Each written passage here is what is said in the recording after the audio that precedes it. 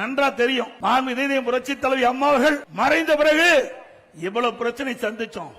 கட்சியில பிரச்சனை வேண்டுமென்றே திட்டமிட்டு திராவிட முன்னேற்ற கழகத்துடைய பி டீமாக இருந்து எங்க கட்சிக்குள்ளேயே எங்களுக்கு குழி தோண்டி பறித்துக் கொண்டிருந்த சில விசமிகள் அடையாளம் காட்டப்பட்டு விட்டார்கள். இன்றைய தினம் யார் என்று உங்களுக்கு நன்றாக தெரியும்.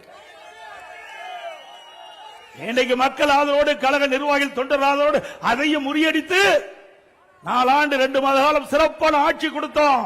முதற்கட்டம் கடுமையான வறட்சி, 2017 கடுமையான வறட்சி, குடிப்பதற்கு கூட தண்ணீர் கிடையாது நகர மக்களுக்கு.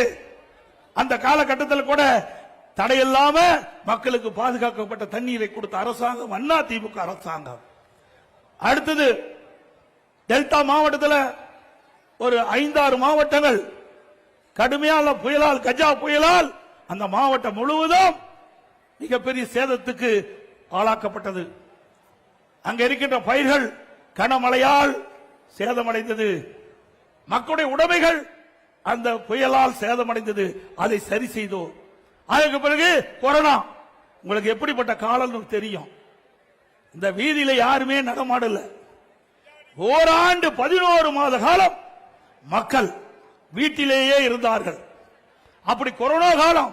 அந்த காலத்தில் கூட சிறப்பான ஆட்சி கொடுத்த ஒரே அரசாங்கம் அண்ணா திமுக அரசாங்கம். அரசாங்கத்துக்கு 1 ரூபாய் வருமானம் கிடையாது. தொழிற்சாலை திறக்கல, கடை திறக்கல, அதில் இருக்கின்ற வரி வருவாய் கிடையாது, ஜிஎஸ்டி வருவாய் கிடையாது, பெட்ரோல் பேங்க் திறக்கல, அதில் இருக்கின்ற வரி வருவாய் கிடையாது, டாஸ்மாக் மூடப்பட்டு விட்டது, அதில் இருக்கின்ற வருவாய் கிடையாது, ரோட் டாக்ஸ் கிடையாது, பத்திரப்பதிவு கிடையாது, எக்ஸைஸ் டியூட்டி வருவாய் கிடையாது. இவ்வளவு வருவாய் இல்லாம இருந்து கூட சிறப்பான ஆட்சி கொடுத்த ஒரே அரசாங்கம் அண்ணா திமுக அரசாங்கம். இன்றைய தினம் சிந்தித்து பார்க்க வேண்டும்.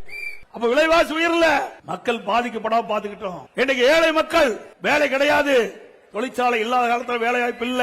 ஒட்டுமொத்த மக்களும் பாதிக்கூடாது என்பதற்காக ரேஷன் கடையில் 11 மாசம் அரிசி விலை இல்லாம கொடுத்தோம், பருப்பு விலை இல்லாம கொடுத்தோம், எண்ணெய் விலை இல்லாம கொடுத்தோம், குடும்பத்துக்கு 1000 ரூபாய் கொடுத்தோம். வருமானமே கிடையாது. கொரோனா காலத்தில் 40,000 கோடி அரசுக்கு செலவு. இவ்வளவும் திறமையா இருந்து செயல்பட்டு ஒரு நல்ல அரசாங்கம் என்ற பெயரை மக்கள் இடத்திலே பெற்ற ஒரு கட்சி அரசாங்கம் அண்ணா திமுக அரசாங்கம்.